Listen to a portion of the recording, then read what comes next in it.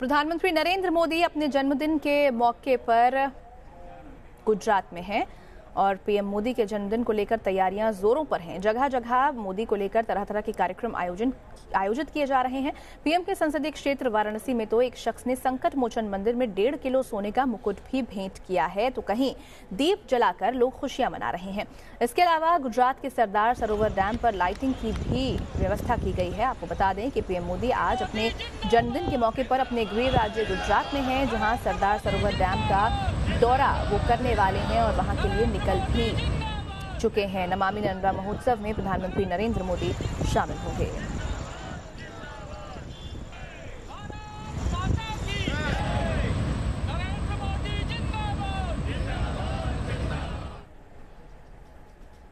और हमारे सहयोगी हमारे साथ जुड़ गए हैं, उनका रुख कर लेते हैं। सरदार सरोवर बांध से अनुराग दीक्षित हमारे साथ हैं और प्रधानमंत्री नरेंद्र मोदी के घर के बाहर से हमारे सहयोगी पूरब पटेल हमारे साथ जुड़े हुए हैं। सबसे पहले रुख कर लेते हैं अनुराग का।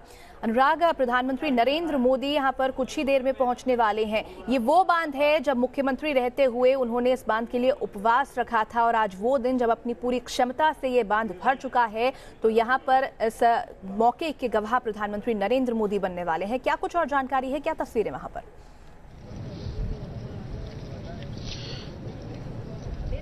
बिल्कुल अंशिका, आपने बिल्कुल सही कहा। ये वही बांध है और ये वही बांध है जिसका सपना सरदार पटेल ने 1945 में देखा था। ये वही बांध है जिसके लिए प्रस्ताव सबसे पहले 1953 में आया था और ये वही बांध है जिसकी आधारशिला 1961 में रखी गई थी। और 1961 से पहले 1945 में जब सरदार पटेल ने इस बांध का सपना देखा था तो मकसद यही था कि जो तमाम आसपास के इलाके के किसान हैं उनको सिंचाई के लिए पानी मिल सके, उनको खेती के लिए पानी मिल सके। और आपको बता दें कि ये बांध का जो सफर है वो काफ़ी ज़्यादा ऐतिहासिक है, काफी ज्यादा लंबा है। वक्त के साथ इस बांध की ऊंचाई में लगातार बदलाव होते रहे हैं। आपको बता दें कि 1961 में इसका शिलान्यास जरूर किया गया, लेकिन उसके बाद साल दर साल जो इसमें बदलाव हैं वो देखने को मिलते रहे। 1968 में इस पर पंचायत का गठन हुआ, 1969 में इसको लेकर एक जो विवाद है वो पंचायत बना, फिर उसके बाद 74 में समझौते हुए गुजरात, मध्य प्रदेश, महाराष्ट्र और अलग अलग राज्यों के बीच में, और फिर जो सिलसिला शुरू होता है वो इस बांध की ऊंचाई को लेकर शुरू होता है।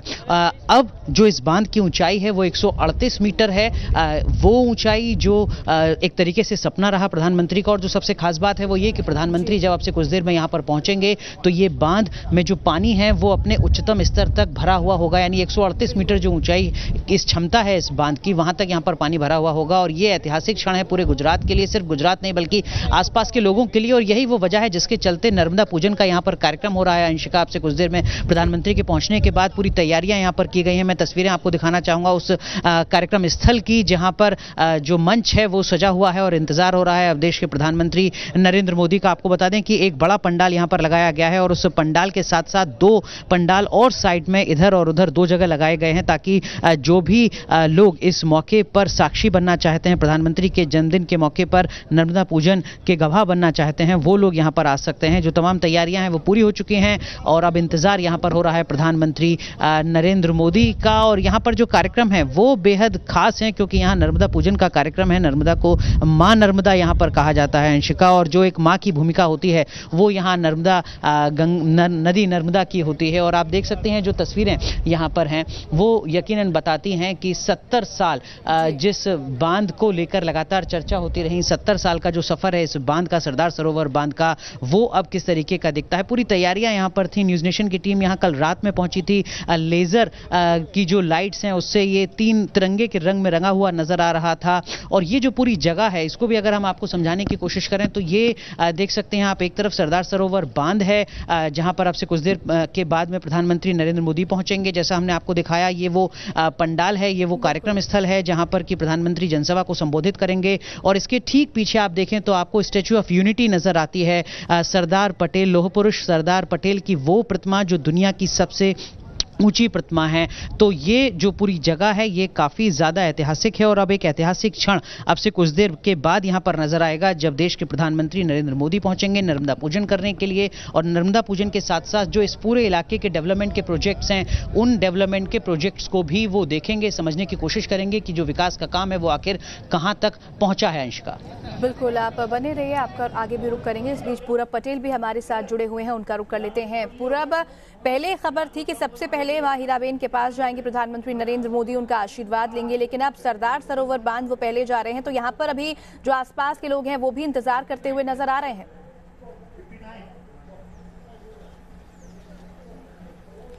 बिल्कुल अंशिका, सुबह का वक्त था, कुछ ही लोग आए हुए थे, लेकिन अब प्रधानमंत्री यहाँ पर नहीं पहुँच रहे हैं क्योंकि शायद उन्होंने ये सोचा होगा कि जो गुजरात की लाइफ लाइन है मां नर्मदा, वो पहले, बाद में उनकी मां। ये एक कयास लगाया जा रहा है कि आखिरकार प्रधानमंत्री क्यों नहीं आए। हमने इतने सालों में देखा करीब 7 बजे वो अपने जन्मदिन के मौके पर हर बार मां हीराबा के आशीर्वाद लेते आ रहे हैं, लेकिन आज सीधा केवड़िया गए हैं। बताया ये जा रहा है 1 बजे जब वो वापस आएंगे, 1:30 बजे, 1 से 1:30 बजे के बीच, तब वह एयरपोर्ट से राजभवन के बीच में ही उनका घर पड़ता है, वहां तब जाकर प्रधानमंत्री मोदी अपनी मां हीराबा से मिलेंगे और उनका आशीर्वाद लेंगे, क्योंकि बेहद खास क्षण रहता है प्रधानमंत्री मोदी और हीराबा का जो मिलन होता है, जो मिलते हैं।